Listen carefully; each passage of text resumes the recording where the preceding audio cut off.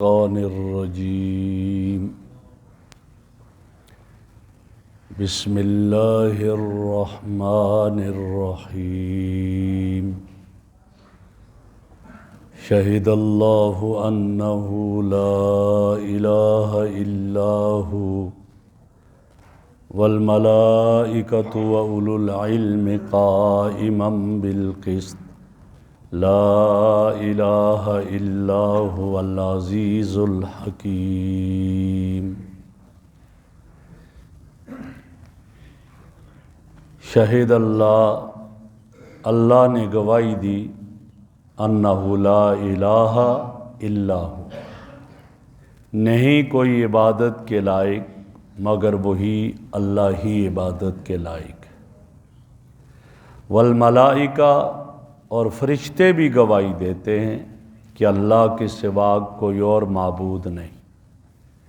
وَأُولُو الْعِلْمِ، اور علم والے اہل علم بھی گواہی دیتے ہیں کہ اللہ کے سوا کوئی معبود نہیں۔ قائمًا بالقسط، اللہ وہ ذات جو قائم ہے انصاف کے ساتھ۔ لا الہ الا ھو، اس کے سوا کوئی عبادت کے لائق نہیں مگر وہی ہے۔ العزیز الحکیم، غالب ہے اور حکمت والا ہے۔ میرے محترم بزرگوں اور دوستو، اس آیت کا نام آیت شہادت ہے،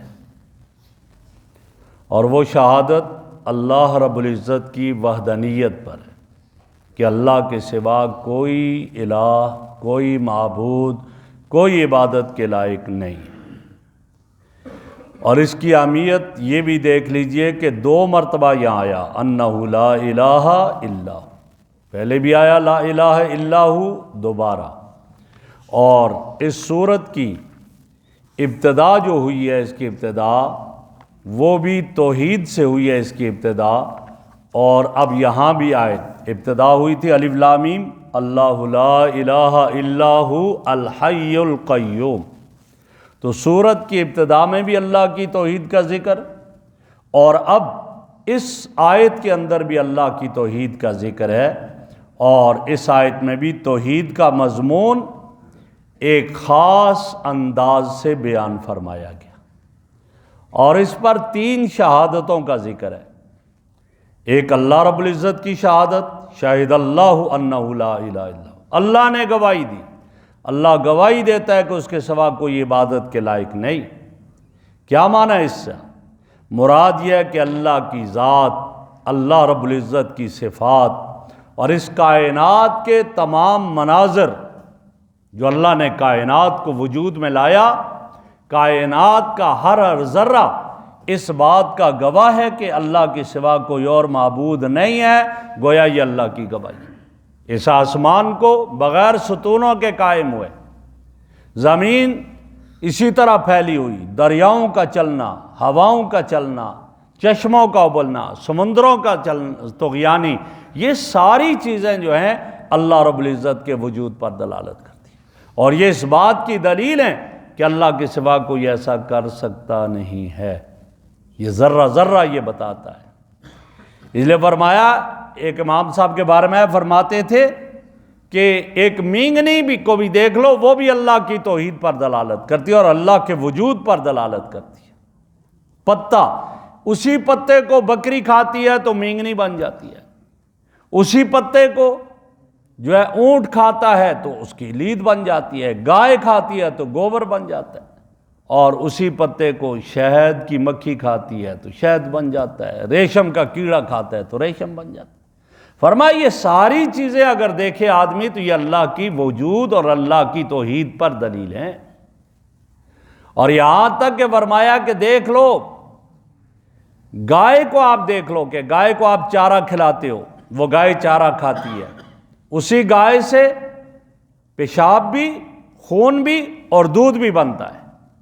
لیکن کیا ہے، اب تینوں بنے، لیکن وہ گائے پیشاب بھی کرتی ہے، اس کا خون بھی اندر ہے، دودھ بھی ہے، لیکن اس کے دودھ کو اللہ ایسے جو ہے وہ الگ کرتا ہے سب سے کہ نہ اس میں خون کی رنگت ہوتی ہے اور نہ اس میں پیشاب کی بدبو ہوتی ہے۔ من بین فرث دمن لبنن خالصا للشاربین، کہ اللہ پینے والوں کے لیے خالص دودھ ظاہر کر دیتا ہے۔ یہ اللہ رب العزت کی توحید اور اللہ کے وجود کی دلیل ہے۔ تو فرمایا اللہ کی گواہی اس پر ہے، والملائکہ، اور فرشتے بھی گواہی دیتے ہیں۔ فرشتے جو ہیں فرمایا وہ بھی اللہ کی توحید کی کھلی دلیل ہے۔ دوسری شہادت ان کی، کیوں؟ یہ اللہ کی مخلوق ہیں۔ اللہ رب العزت نے ان فرشتوں کو گویا کہ اللہ نے ان کو امور ذمہ لگا دیے، کاموں پر لگا دیا۔ کوئی تسبیح کر رہا ہے تو قیامت تک تسبیح ہوگی، ذکر کر رہا ہے تو قیامت تک، قیام ہے تو قیامت تک قیام۔ یہ سارے فرشتے اللہ نے ان کے ذمہ جو کام لگائے، یہ اپنی آنکھوں سے اللہ کی قدرت کو دیکھ رہے ہیں اور سب کچھ مشاہدہ کر رہے ہیں، اور یہ بھی اس بات کی گواہی دے رہے ہیں کہ اللہ کے سوا کوئی معبود نہیں ہے، اللہ ہی اکیلا عبادت کے لائق ہے۔ اور تیسری گواہی دی وَأُولُو الْعِلْمِ، علم والے کون ہیں؟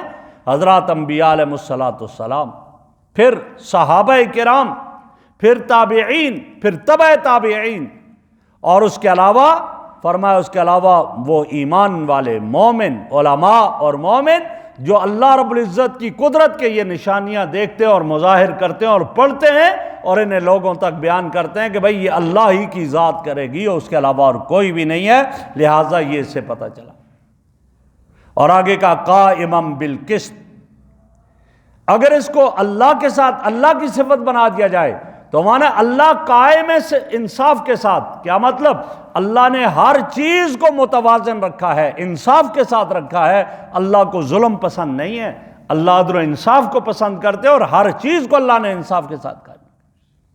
اور اگر اس کو صفت اہل علم کی بنا لیا جائے تو مانا یہ ہوگا کہ وہ اہل علم بھی قائم بالقسط، اگر وہ انصاف کے ساتھ قائم ہوں گے تو وہ گواہی دیں گے اس بات کی کہ اللہ کے سوا کوئی اور معبود نہیں ہے، عبادت کے لائق صرف ایک ہی اللہ کی ذات ہے، اسی کے سامنے جبین نیاز کو جھکایا جائے، وہ ایک اکیلی ذات ہے۔ العزیز الحکیم، جو اپنی بادشاہت میں غالب ہے، الحکیم، اور اپنی کاریگری میں حکمت والی ذات ہے، کوئی اور اس طرح کا نہیں ہے۔ اس آیت کا شان نزول کیا ہے؟ اس کا شان نزول یہ بیان کیا گیا کہ نبی اکرم صلی اللہ علیہ وسلم مدینہ منورہ میں ہجرت کر کے جا چکے تھے۔ شام کے دو علماء یہود کے آئے، مدینہ میں آئے، اور انہوں نے جب وہاں وہ کیفیات دیکھی، وہ نشانیاں دیکھی، تو کہنے لگے یہ وہ جگہ ہے ہماری کتاب تورات میں جس کا ذکر ہے کہ آخری نبی آئے گا اور وہ یہاں پر رہے گا ہجرت کر کے، یہ تو وہی جگہ ہے۔ لوگوں سے پوچھا یہاں ہے کوئی؟ ان کا ایک بزرگ رہتے ہیں جو نبی ہونے کا اعلان کیا ہوا ہے اور وہ نبوت کا اعلان کر رہے ہیں، وہ یہاں رہ رہے ہیں۔ پہنچے آپ صلی اللہ علیہ وسلم کی مجلس میں، معلوم کیا، جب پہنچے تو فوراً پہلا سوال کیا، اور کیا کہا؟ کہنے لگے انت محمد، آپ محمد ہیں صلی اللہ علیہ وسلم؟ فرمایا نام انا محمد۔ پھر سوال کیا، چونکہ آپ کے دونوں نام آئے ہوئے تھے، کہا انت احمد، آپ احمد ہیں؟ فرمایا نام انا احمد، ہاں میں احمد ہوں۔ جب یہ ہوا تو انہوں نے کہا کہ ہم آپ سے ایک سوال کرتے ہیں، ایک بات پوچھتے ہیں، اگر آپ نے ہمیں وہ بات بتا دی تو ہم آپ پر ایمان لے آئیں گے۔ فرمایا بولو کیا ہے؟ کہا کیا ہے بتاؤ؟ تو وہ کہنے لگے کہ ہاں آپ ہمیں یہ بتائیں کہ وہ عظیم شہادت جو کتاب اللہ میں ہے، قرآن میں جو سب سے بڑی عظیم شہادت ہے وہ کون سی ہے، بس یہ ہمیں بتا دو۔ جب یہ انہوں نے کہا تو اللہ نے فوراً جبرائیل امین کو بھیج دیا۔ جبرائیل امین آگے اور یہی آیت لے کر آئے، شہد اللہ انہ لا الہ الا هو والملائکہ واولو العلم قائما بالقسط لا الہ الا هو العزیز الحکیم۔ جب یہ آیت آپ نے پڑھی ان کے سامنے کہ قرآن میں سب سے بڑی شہادت یہ ہے، کیوں؟ اللہ نے بھی گواہی دی، فرشتوں نے بھی گواہی دی، انبیاء اور رسل سب کی گواہی یہاں پر ہے، سب سے عظیم شہادت یہ ہے۔ جب یہ آپ نے ان کے سامنے آیت پڑھی تو وہ دونوں کلمہ پڑھ کر مسلمان ہو گئے، اور جب مسلمان ہوئے تو آپ نے یہ آیت پڑھی، اور آیت پڑھنے کے بعد کیا فرمایا آخر میں؟ آپ نے فرمایا وَأَنَا عَلَىٰ ذَلِكَ مِنَ الشَّاهِدِينَ، یا رب، اے اللہ میں بھی اس بات پر گواہی دیتا ہوں، میں بھی گواہوں میں سے ہوں میرے اللہ، میں بھی ان بات کی گواہی دیتا ہوں۔